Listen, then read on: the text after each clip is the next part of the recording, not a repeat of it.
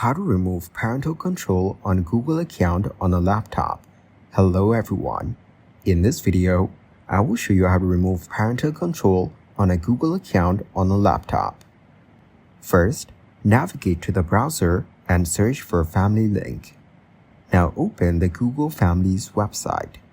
Here, click the Sign In button in the top right corner. Then, select the suitable options, such as whether your child has an account. Click Next to create your child's account. To create this, enter the name of your child and click Next. After that, select the gender and date of birth correctly to determine the age. In the next step, add the username he will use to sign in. Later, create a strong password for security reasons. To get a verification code, enter your phone number or skip this part. Once created, follow the on-screen instructions to get a device. Then, click Done to continue.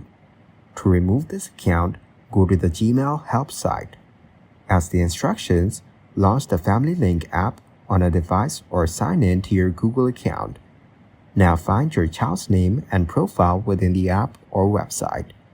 Look for an option like Account Info, Supervision, or Manage Account. Follow the on-screen instructions to remove supervision from the child's account.